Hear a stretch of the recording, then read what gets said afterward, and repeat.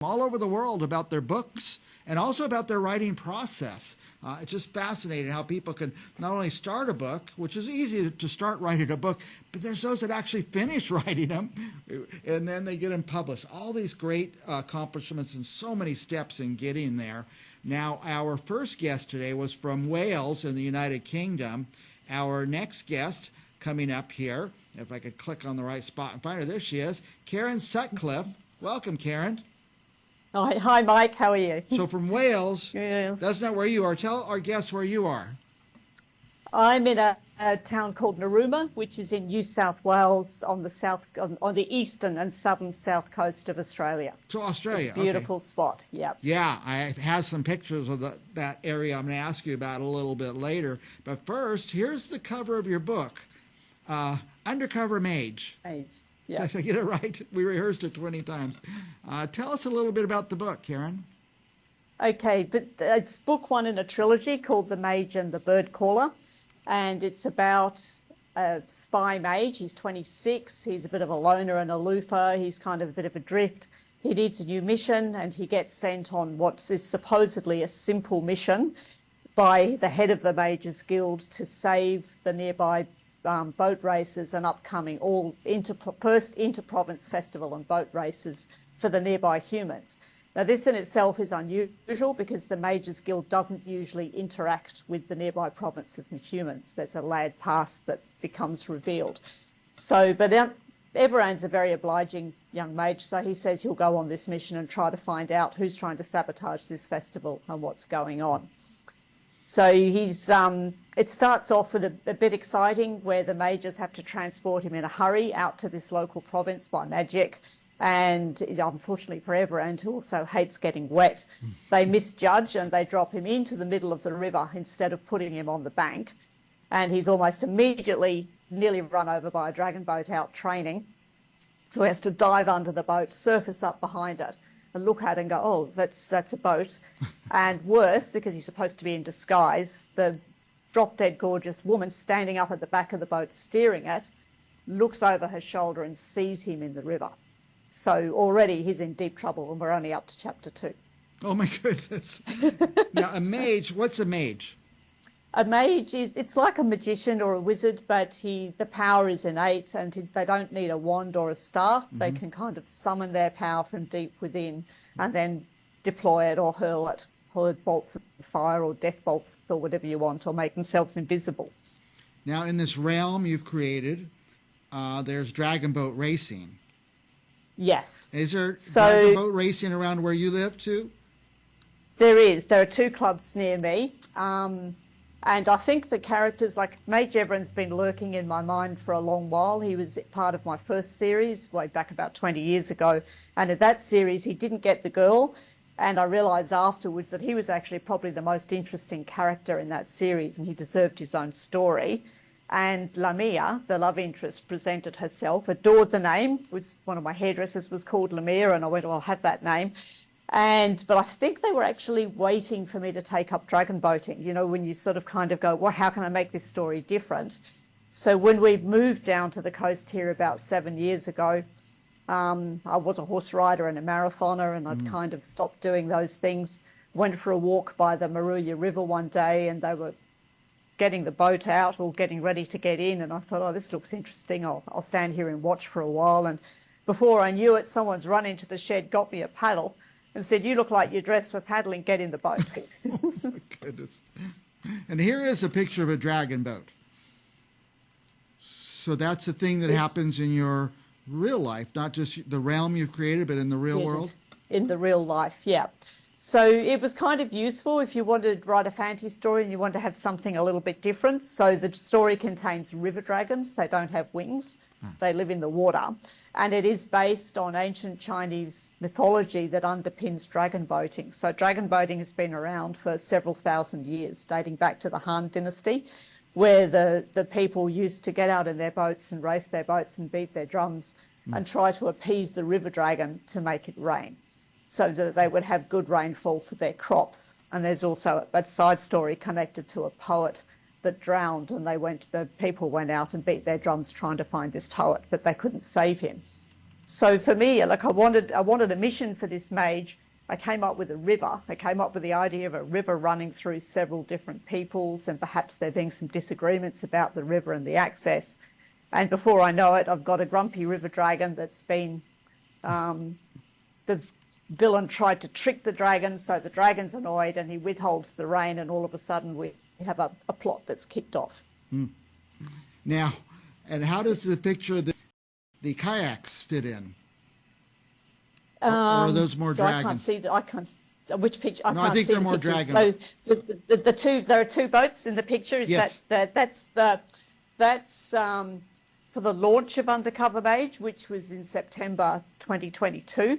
And I confessed to my Dragon Boat Club, I've written this book and it's got dragon boats in it. Nice. And I love to hold a really fun book party and book launch. So as well as a formal launch for this book, the club got together and we had a morning tea and we actually had dragon boat races, and somebody even made costumes for the two teams, and we kind of pretended we were the teams from Riverfall and River Plain, and we raced up and down the Maruya River and beat the drums. That's fun. And had a lot of fun. And I had chocolate medals for the paddlers afterwards. And then we gathered on the shore by the boat shed and we actually launched the book. So I see. It was a book launch with a difference. I see. I've got some more pictures in here that I didn't know about. Fugitive Mage. Fugitive Mage. So that's book 2. Okay. So the trilogy is complete. Fugitive Mage came out April last year, and Eminent Mage book 3 was released at the very end of last year. I had to wait until the whole series is complete. The good news is the series is complete. The series is done, so you can start. Yep. Now, there's one more, Paddles Up. Paddles Up, yeah. That's my business logo, which was done by the very talented artist Francesca Beirald. She's in Europe somewhere. And for me, I wanted a new business logo because I'm also an editor and I'm kind of emerging from doing government writing and all sorts of editing to more specialise on doing fiction editing. Mm-hmm. So I wanted a new logo for the new business and for my new writing, because I'm likely to use more dragon boats. Yes. So the image is taken from a scene towards the end of book 1 where it's the culmination of the festival and the races, and they have a really long race all the way to this bridge. And Lamia's boat, the Riverfall boat, the River Plain boat, has a dragon embedded in it, and towards the end of the race, she manages to call the dragon out of the boat to help her. So that's captured in the image of showing the live dragon coming out the front of the boat, the paddlers, and then that's Lamia standing back. But for me, this logo works on a number of levels because it's kind of like me, the author, working with the character and the story to produce what I hope is a really good readable product. It's also about dragon boating and working as a team. It conveys the theme of Dragons Abreast Australia, which is for survivor paddlers, of being stronger together. And as an editor, I work with authors, so I kind of feel like as an author and an editor, again, you're a team. You're all stronger together, working for a good outcome. Now, I want to ask you a couple more questions about your books, but first, tell me about the editing. If there's authors out there who need an editor, can they contact you? They can. They could contact me through my website or through LinkedIn. I have had some inquiries coming through LinkedIn. So I guess the first thing I did going back, you were talking about the process of writing earlier. Yeah. The first thing I did once I realised I was in danger of actually becoming a writer when I finished my first novel, is that I did my best to teach myself to self-edit, to make it the best I could. So I attended lots of creative writing courses, went to workshops, listened to author talks, and then I also attended a number of editing courses. I have a diploma in professional editing. And worked on that side as well. And I found after a while people were starting to ask me to look at their work, and in particular to do a manuscript assessment or an overview of whether the story is working. So in 2009, I think it was, I joined the Canberra Society of Editors, and I'm still on the committee for that. And I then joined the Institute of Professional Editors in Australia and took their exams. So I'm an accredited editor, which means I adhere to the standards and the practices, and I've passed the exam to prove that I'm at least vaguely competent. So I enjoy working with authors. I get a lot of first-time authors, which is fun because they've got a great story to tell and they just need a bit of help, you know, to tease out what's the best way for this story, what are they trying to say, how can we fix up some of the little technical things and give them feedback on the overall process. Yeah, I know a lot of authors that are just kind of stuck. They have the whole thing kind of done, but it just doesn't flow and it doesn't go from here to there. So maybe that's where they could start with you. Is that right? Something like that? They certainly could. And yeah, as I said, I find quite often, and even like in my own writing, sometimes you write something and it's almost there, but it's got something deeper that it's trying to say or something more that it's trying to do. And it takes a while sometimes for you to realize fully what you're working on and what you've done. Yeah. So I'd like to ask authors, I call them my key focusing questions about, you know, whose story is it? Why is it this character's story? And why would people want to read about this character, these characters? And that's usually really helpful to get them to think about a synopsis and to what they're trying to achieve. What is their vision? So as an editor, I always start with what is the author's vision for the story first, and then take a step back and go, could it do more than that?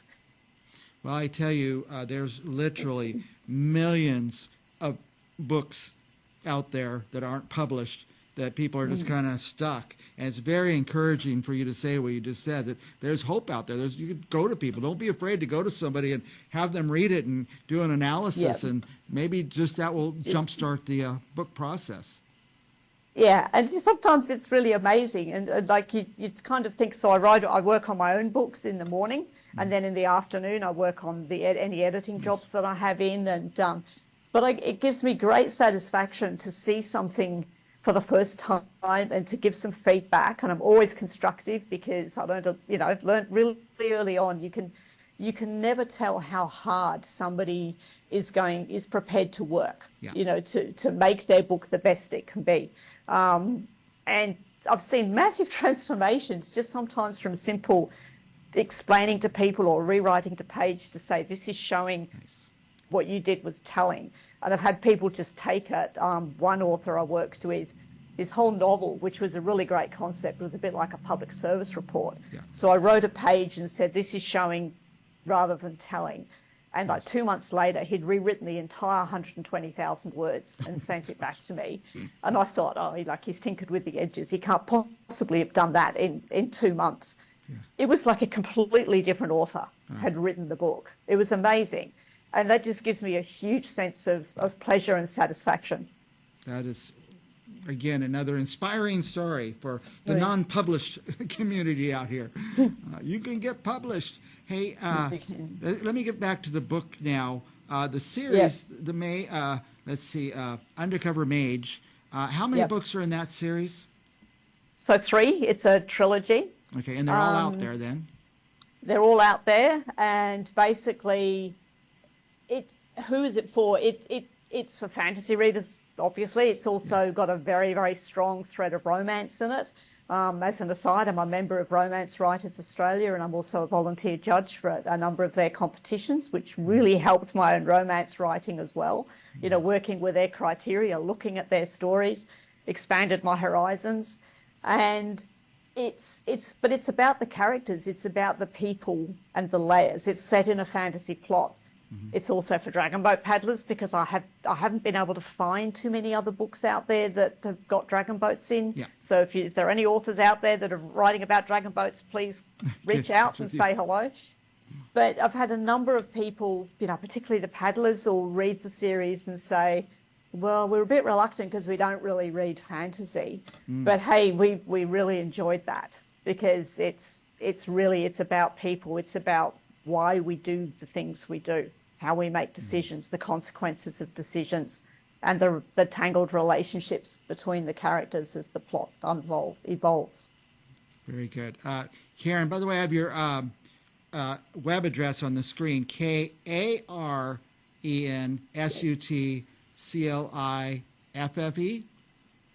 Yep, K-A-A, yes. .com.au?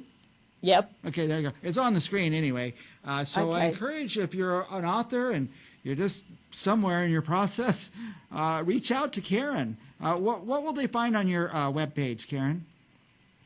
They'll find the books to start with, and then there's another side of section that deals with the editing, that talks about my approach.